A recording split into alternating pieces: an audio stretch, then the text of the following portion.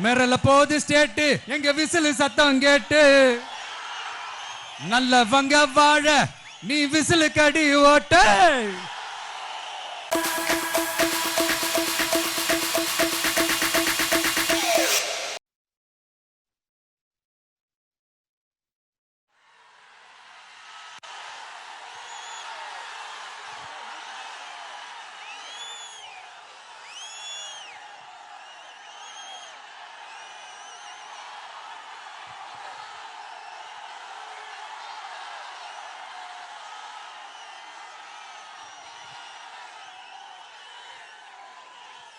என் நெஞ்சில் குடியிருக்கும் திருச்சி பகுதி மக்கள் உங்கள் அனைவருக்கும் என்னுடைய வணக்கம். எல்லாரும் எப்படி இருக்கிறீங்க? காலையில் எல்லாரும் சாப்பிட்டீங்களா? ரொம்ப நேரமா வெயிட் பண்றீங்க போல. இந்த சீக்கிரம் முடிச்சிடுறேன். கேஸ் பிரச்சனையெல்லாம் எப்படி இருக்கு? சரியாயிடுச்சா? சால்வ் ஆயிடுச்சா? கேஸ்லாம் புக் பண்ணீங்கன்னா புக் ஆகுதா? இந்த கேஸ் பிரச்சனையினால எவ்வளவு பிரச்சனைகள், எவ்வளவு டீ கடைகள் மூடிட்டாங்க, எவ்வளவு ஹோட்டல்ஸ் மூடிட்டாங்க, இதனால எவ்வளவு கஷ்டங்கள், எவ்வளவு நஷ்டங்கள். அவங்களாச்சும் கொஞ்சம் உஷாரா இருந்திருந்தாங்கன்னா இந்த கேஸ் தட்டுப்பாடை கொஞ்சம் கண்ட்ரோல் பண்ணியிருக்கலாம். இவங்களாச்சும் கொஞ்சம் முன்னெச்சரிக்கையா இருந்திருந்தா அட்லீஸ்ட் நம்ம ஊர்லயாச்சும் இந்த கேஸ் தட்டுப்பாடை கொஞ்சம் கண்ட்ரோல் பண்ணியிருக்கலாம். இவங்க 2 பேரும் தான் இதுக்கு காரணம். ஆனா நம்ம ஸ்டாலின் சாரை கேட்டீங்கன்னா நமக்கு அதுக்கும் சம்பந்தமே இல்லையே அப்படின்பாரு. ஆனா அவர் வீட்டில் ஏதாவது ஒரு ரைடுனா, அவர் வீட்டில் ஏதாவது ஒரு பிரச்சனைனா டெல்லிக்கு பறந்து போயிட்டு வருவாரு. இந்த கேஸ் சிலிண்டர் பிரச்சனைக்கு கொஞ்சம் டெல்லிக்கு பறந்து போயிட்டு வரலாம்ல, கொஞ்சம் பிரயோஜனமாச்சு இருக்கும்ல. கேஸ் சிலிண்டருக்கு மானியமா 100 ரூபாய் தருவேன்னு சொன்னீங்களே, என்ன ஆச்சு? கரும்புக்கு ஆதார விலையா 4000 ரூபாய் தருவேன்னு சொன்னீங்களே, என்ன ஆச்சு? இந்த ரேஷன்ல சர்க்கரை 1 கிலோ எக்ஸ்ட்ரா தருவேன்னு சொன்னீங்களே, என்னாச்சு? ரேஷன்ல உளுந்தம்பருப்பு கொடுப்பேன்னு சொன்னீங்களே, என்னாச்சு? நானும் இது எத்தனை வாட்டி ரிப்பீட் பண்றதுன்னு எனக்கு தெரியல. நீட்டை ரத்து செய்வோம்னு சொன்னீங்களே, என்னாச்சு? ஸோ எதெல்லாம் அவரால் செய்ய முடியாதோ அதையெல்லாம் பொய் வாக்குறுதிகளாக கொடுத்து ஏமாத்துறது தான் இவருடைய வேலையே. இப்போ அடுத்த செட் ஆஃப் இந்த பொய் வாக்குறுதிகளை ரெடி பண்ணிட்டாரு. அதனால அவரை மாதிரி நாங்கள் பொய் வாக்குறுதிகள்லாம் கொடுக்க மாட்டோம். மக்களுடைய தேவைகள் என்னன்னு சரியா புரிஞ்சுக்கிட்டு அதுக்கேற்ற மாதிரி தான் நாம செயல்படுவோம். 6 சிலிண்டர்கள் தாய்மார்களுக்கு கட்டணம் இல்லாம அன்னபூர்ணி சூப்பர் 6 திட்டம் சொன்ன மாதிரியே நிறைவேற்றுவோம். கல்யாணம் ஆகி போற நம்ம தங்கைகளுக்கு 1 பவுன் தங்கமும் பட்டு சேலையும் சொன்ன மாதிரியே கொடுப்போம். 60 வயசு வரைக்கும் இருக்கிற குடும்ப தலைவிகளுக்கு மாதந்தோறும் 2500 சொன்ன மாதிரியே கொடுப்போம். என்னுடைய அம்மா, அக்கா, தங்கைகள் எல்லாருமே தமிழ்நாட்டில் எந்த மூலையிலிருந்து எங்க வேணாலும், தமிழ்நாட்டுக்குள்ள எந்த பஸ்ல வேணாலும் ஃப்ரீயா சொன்ன மாதிரியே ஃப்ரீயா போகலாம். கல்வி, ரேஷன், மருத்துவம், குடிநீர், சாலை வசதி, பஸ் போக்குவரத்து, இந்த மாதிரி அடிப்படை விஷயங்கள்ல தான் எங்களுடைய முதல் கவனம் இருக்கும். நான் ஏற்கனவே சொன்னது மாதிரி நிறைய கவர்மெண்ட் ஸ்கூல்ல இந்த டாய்லெட் வசதிகள்லாம் சரியா இல்லை, அதை சரிப்படுத்தணும்னு சொன்னோம். உடனே இதெல்லாம் ஒரு பெரிய விஷயமா அப்படின்ட்டு சில அறிவாளிங்க கேட்டாங்க. அந்த அடிப்படை வசதிகள் இல்லாததுனால தான் ஒரு 12th ஸ்டாண்டர்ட் படிக்கிற பொண்ணு ஒரு அவசரத்துக்கு ஒரு காட்டு பக்கம் ஒதுங்கினாங்க. என்னாச்சு? இந்த உலகத்தை விட்டே போயிட்டாங்க. அதுக்கு என்ன காரணம்? இந்த மாதிரி அடிப்படை வசதிகள் இல்லாததான் காரணம். அதனால் என்னுடைய தாய்மார்களே, உங்களுக்கு பாதுகாப்பு இல்லாத இந்த அடிப்படை வசதிகள் கூட செஞ்சு கொடுக்காத இந்த தீய சக்தி திமுக அரசை என்ன பண்ணலாம்? தூக்கி வீசி எறிவோமா? எதுக்கு இப்ப அங்க இங்க சுத்திக்கிட்டு நம்ம ஊருக்கே வருவோம், நம்ம திருச்சிக்கே வருவோம். இங்க ஒரு மந்திரி இருக்கிறாரு, நகராட்சி துறையில வேலை வாங்கி தரதா சொல்லி கோடிக்கணக்கான பணத்தை லஞ்சமா வாங்கிக்கிட்டு தகுதியானவங்களுக்கு எல்லாம் வேலை வாய்ப்பு கிடைக்காத அளவுக்கு பண்ணிருக்கிறாரு. இதெல்லாம் எவ்வளவு பெரிய ஒரு ஏமாத்து வேலை. அதனால நம்ம தம்பி தங்கைகளே, உங்களுக்கு இந்த வேலை வாய்ப்பை பறிச்ச இந்த ஸ்டாலின் சார் சர்க்காரை என்ன பண்ணலாம்? தூக்கி வீசி எறிவோமா? உங்களுக்கு இந்த பாதுகாப்பு இல்லாத, சட்டம் ஒழுங்கு சரியில்லாத இந்த தீய சக்தி திமுக அரசை என்ன பண்ணலாம்? தூக்கி வீசி எறிவோமா? நகராட்சி துறையில மட்டுமே 1000 கோடிக்கு மேல ஊழல்னா அப்ப மற்ற துறையில எல்லாம் கொஞ்சம் கணக்கு போட்டு பாருங்க, தலையெல்லாம் சுத்தி போயிடும். நான் கொஞ்ச நாளைக்கு முன்னாடி சொல்லியிருந்தேன், இந்த ஸ்டாலின் சார் டாக்ஸ் அப்படின்ட்டு, இந்த ஜிஎஸ்டி மாதிரி எஸ்எஸ்டி, அதை பத்தி அவங்க வாயை திறக்கலைங்க. என்னமோ அவங்களே ஒத்துக்கிட்ட மாதிரி இருக்குது. ஆமா, இப்படி ஒரு டாக்ஸ் இருக்குது அப்படின்னு அவங்களே ஒத்துக்கிட்ட மாதிரி ஆயிடுச்சு.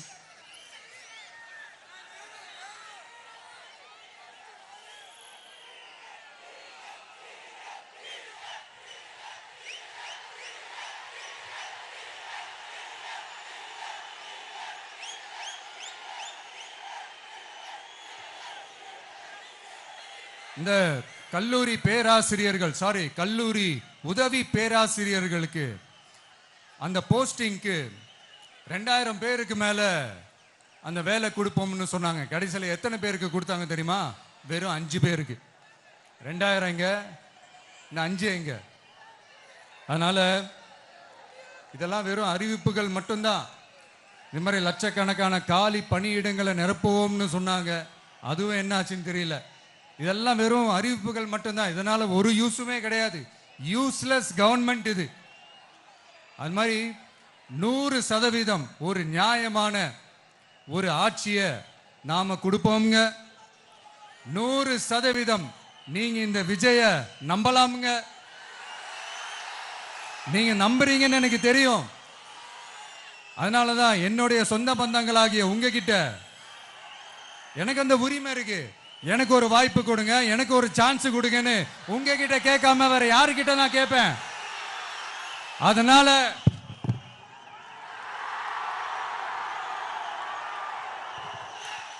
எனக்கு ஒரே ஒரு வாய்ப்பு கொடுங்க.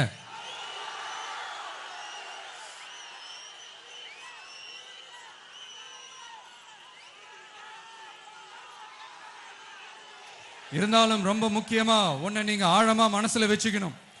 இந்த எலெக்ஷன்ல திமுக ஏலத்தில் எடுத்திருக்கிற கல்லாப்பெட்டி கூட்டணியோட சேர்ந்து, அப்புறம் நாம ஏற்கனவே சொன்னோமே அந்த மற்றும் பலர் கூட்டணின்னு ஒண்ணு இருக்குல்ல, அவங்களோடும் கள்ள கூட்டணி போட்டுக்கிட்டு எல்லாரும் முன்னா சேர்ந்துக்கிட்டு நம்மள உங்க விஜய எப்படியெல்லாம் எதிர்க்கிறாங்கன்னு நான் சொல்லிதான் உங்களுக்கு தெரியணும்னு அவசியம் இல்லை. இந்த கரூர் நிகழ்ச்சி சூழ்ச்சின்னு பலர் சொல்றது மாதிரி நம்ம கடைசி படமான ஜனநாயகன், அதான் நம்ம மனசுக்கு நெருக்கமான உங்க எல்லாரோடும் நமக்கு இருக்கிற பூர்வ ஜென்ம பந்தத்தை இன்னமும் எங்க இறுக்கமா மாத்திடுமோன்னு, எங்க அது இந்த தேர்தலில் நமக்கு மிகப்பெரிய ஆயுதமா மாறிடுமோன்னு ஒரு கூட்டு சூழ்ச்சி, அதோட இன்னும் பல பல சூழ்ச்சிகள். அதனால உங்க மகன், உங்க அண்ணன், உங்க தம்பி, உங்க விஜய் கேட்கிறேன், உங்களுக்காக நீதி கேட்க வந்த எனக்கும் சேர்த்துதான் நீதி வேண்டும். அவங்க கொள்ளையடிக்க இதுவரைக்கும் எப்படி உங்களை ஏமாத்திட்டு இருக்காங்க தெரியுமா? இந்த காங்கிரஸ்ல இருக்கிற சிலரை கையில பணப்பையில போட்டுக்கிட்டு சிறுபான்மை மக்களை ஏமாத்த ஒரு நேரடி பாதி கதர் கூட்டணி, அப்புறம் இந்த மற்றும் பலர் கூட்டணின்னு ஒண்ணு இருக்குல்ல, அதோட டெல்லி ஓனரோட ஒரு கொல்லைப்புற கள்ள கூட்டணி, அதாவது பாதி காவி கூட்டணி, கொள்கை கொள்கைன்னு ஏமாத்துறாங்க. அதனால இந்த திமுகவையும் நம்பாதீங்க, இந்த பாஜகவையும் நம்பாதீங்க. ரெண்டு பேரும் வேற வேற கூட்டணி எல்லாம் கிடையாது, ஒரே கூட்டணி தான். ரெண்டு பேரையும் நம்பாதீங்க. இதுல எந்த டவுட்டும் உங்களுக்கு வேணாம். நீங்க திமுகவுக்கு ஓட்டு போட்டாலும் சரி, அந்த மற்றும் பலருக்கு நீங்க ஓட்டு போட்டாலும் சரி, நீங்க யாருக்கு ஓட்டு போடுறதுக்கு சமம்னு நீங்களே புரிஞ்சுக்கோங்க. அதனால இந்த வரப்போற தேர்தலில் டிவிகேக்கு உங்க சப்போர்ட்டியை கொடுங்க. இன்னும் பல வருஷத்துக்கு தமிழ்நாடு சூப்பரா இருக்கும். அப்புறம் நான் ஒரு விஷயத்தை திருப்பி ரிப்பீட் பண்றேன்னு சொல்லி யாரும் தவறா எடுத்துக்க வேணாம். ஏன்னா அது என்னுடைய கடமை. ஒவ்வொரு ஊருக்கும் போய் அதை நான் ரிப்பீட் பண்ண சொல்லியே ஆகணும். ஏப்ரல் 23ஆம் தேதி சும்மா காலங்காத்தால பக்காவா ரெடி ஆயிட்டு ஓட்டர் ஐடி கார்டை கையில எடுத்துக்கிட்டு முதல்ல பூத்துல போய் நின்னு அந்த விசில் சின்னத்துக்கு நேரா இருக்கிற அந்த பட்டனை ஒரு அழுத்துங்க. உங்க வீட்டில் இருக்கிற ஒவ்வொருத்தரையும் அழைச்சிட்டு போங்க. சப்போஸ் வெளியூர்ல இருந்து இங்க திருச்சியில இருக்கீங்கன்னா, என்னடா ஊருக்கு போய் ஓட்டு போடணுமேன்ட்டு அசால்ட்டா விட்டுறாதீங்க. இப்பவே அட்வான்ஸ் அவங்களுடைய டிக்கெட்டை புக் பண்ணுங்க. இது ஒரு தலைமுறைக்கான ஒரு தேர்தல், உங்களுக்கான தேர்தல். எவ்வளவு பெரிய வசதியான வாழ்க்கையா இருந்தாலும் எல்லாத்தையும் உதறி தள்ளிட்டு உங்களுக்காக மட்டுமே வந்திருக்கிறேன். உங்களுக்காக நன்றி கடன் செலுத்துறதுக்காக மட்டுமே வந்திருக்கிறேன். அத்தனை வழிகளையும்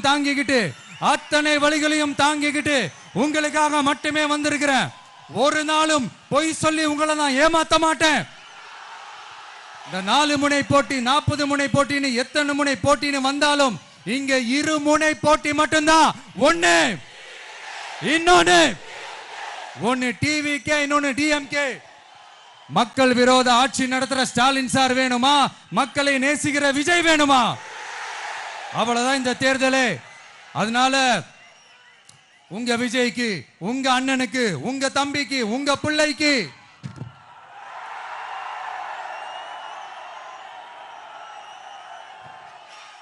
ஒரே ஒரு வாய்ப்பு கொடுங்க. தயவு செஞ்சு விசில் சின்னத்துக்கு ஓட்டு போடுங்க. இது ஒரு விசில் புரட்சி தேர்தலா இருக்கணும். இங்க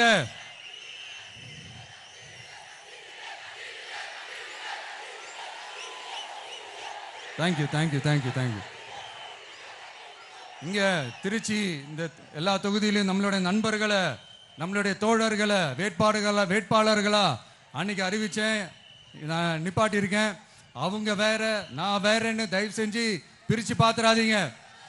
அவங்க எல்லாரையும் வெற்றி பெற செய்யணும்னு உங்க எல்லாரையும் தாழ்மையுடன் நான் கேட்டுக்கிறேன். நான் தன்னந்தனியாளு, நீ ஏளனமா பாரு.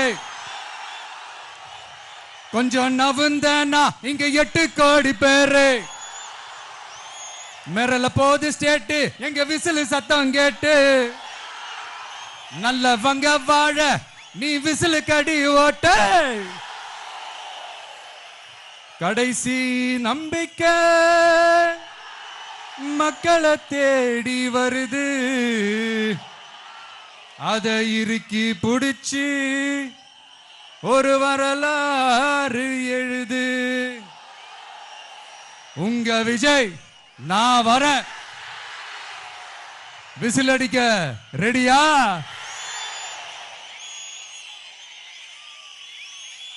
கான்பிடண்டா இருங்க. நல்லதே நடக்கும். வெற்றி நிச்சயம். மீண்டும் சந்திக்கும் வரை நன்றி, வணக்கம்.